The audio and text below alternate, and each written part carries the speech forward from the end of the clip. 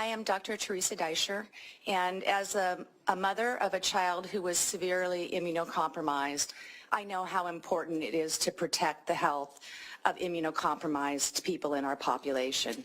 But as a scientist, I am very concerned that by eliminating the personal exemption, because religious and medical exemptions are so difficult to get, that we will be putting another population at grave risk. And those are those children who are genetically susceptible to vaccine-induced injury.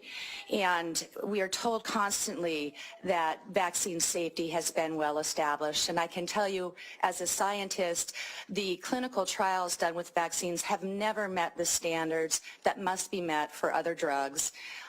Del Bigtree mentioned some of the reasons. Placebo, double-blinded controls are never done.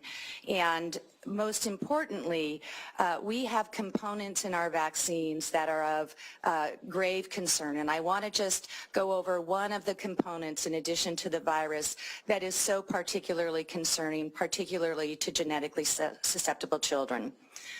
So several vaccines, the MMR, the chickenpox, hepatitis A, some polio-containing vaccines, are manufactured using human fetal cells. And in the final product, there are contaminants from that human fetal cell, DNA fragments as well as cellular debris. And they're at quite high levels. So Merck has published for chickenpox that there are 2 micrograms of the contaminating fetal DNA within the vaccine. So every time we inject our children with chickenpox, we inject them with 2 micrograms of contaminating fetal DNA. Now, many scientists will brush this off. They'll tell you that that DNA does not have any biological activity, but the fields of gene therapy and immunology have established beyond a doubt that that has great biologic activity.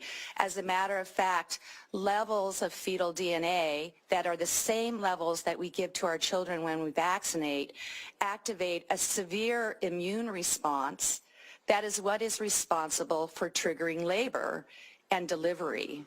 So we are giving our children residuals in these vaccines, particularly dangerous to children who have MTHFR mutations, who would be very susceptible from having an immune response to the contaminants become a self or an autoimmune response. And I would ask you to maintain the personal exemptions so that these other children can be protected as well. Thank you, Doctor, very much. And who would like to go next? Hello, Chair, and thank you, panel, for listening to my comments. I'm a pastor in Spokane, Washington, and just wanted to address that me and these beautiful people behind you, we see behind the window dressing of the philosophical argument. Pastor, could you introduce yourself, your name, please? Yeah, Gabe Blomgren. Thank you. Thank you. My heart is to represent all faiths. I'm a Christian pastor. I'm also a teacher in a Christian school, and I know with confidence that many of these people behind me and the people who come here today are educated. And I want to read a few things. There is only one good knowledge and only one evil, ignorance. Knowledge is on our side. Let me ask you, does a parent fail to give a vaccination because of ignorance? The designers of 5841 think you are ignorant. The truth is, these tyrants march over the ignorant. We know better to stand up for those who don't know better. We know to stand up against a medical community that thinks it knows better.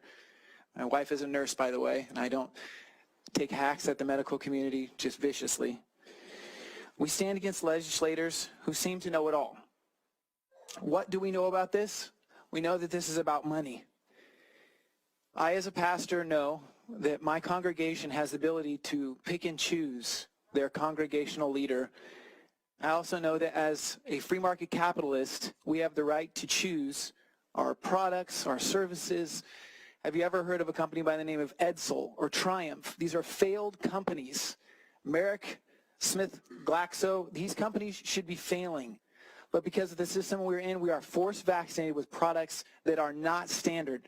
And the only freedom we have is a philosophical one and religious one. And I, as a pastor, see beyond the window dressing of this philosophical argument and know that the next gate to come down is the religious argument. Thank you. Thank you for being here. And Ms. Pajer, is that correct? Bernadette Pager. Hi. I am here today as mom to a vaccine-injured child representing the thousands outside who are not being given a chance to talk to you today. To be legal and ethical, any law that would restrict personal medical freedom must serve a compelling and critical state need that cannot be met by any other method. The push to eliminate exemptions is being justified by the notion of community immunity. The public is being told they must vaccinate their children in order to protect others, and legislators are being told you must use the power of the state to increase that push.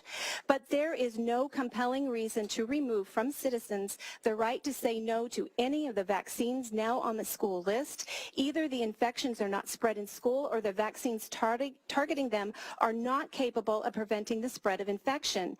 Hepatitis B is not an infection spread in a school setting. Children who actually have hepatitis B are allowed to go to school. The polio vaccine stops symptoms but does not prevent transmission of the polio virus. Mumps is breaking out in fully vaccinated high school and college kids, and the pertussis vaccine is utterly failing.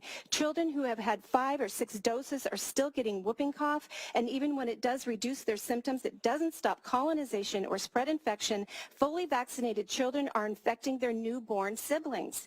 It's absurd to even consider refusing school entry to a child for a missing dose of this failed product. And then we have measles. We have measles in the news, fear being spread everywhere for a viral infection that in a developed nation, this is not the Philippines, in healthy children is benign and temporary and leaves children with lifetime immunity, something the vaccine does not provide. Parents in Clark County have posted videos of their children with measles, a faint rash, happily playing video games.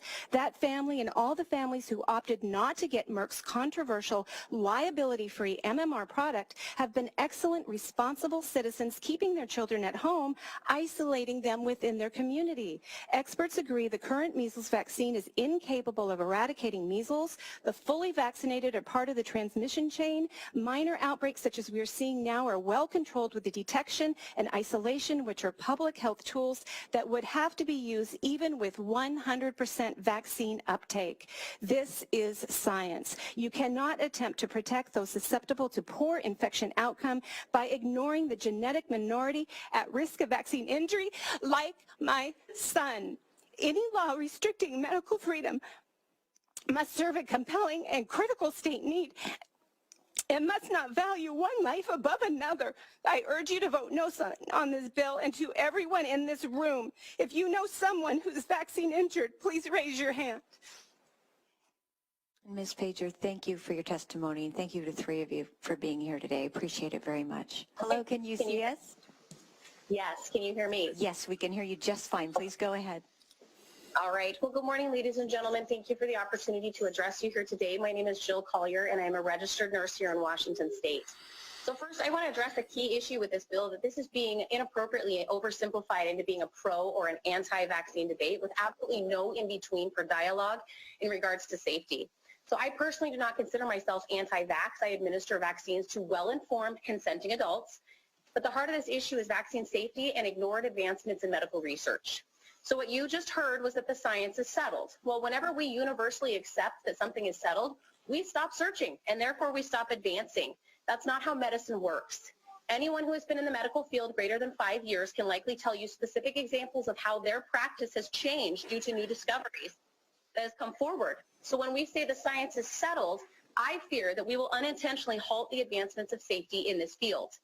We now have the emerging field of epigenetics and the ability to research and analyze how our processes affect people at the cellular and genetic level. And these are capabilities that we did not have 50 or 60 years ago when these vaccines were first being formulated. So as medical professionals, we can only do the best with what we have and our safety standards.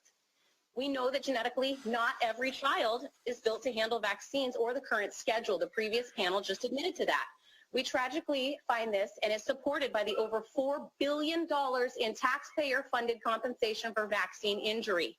Now, I know that the argument that you're going to hear here is, well, these are the kids that are simply covered by medical exemptions. But let me make it abundantly clear. There is nothing simple about obtaining a medical exemption.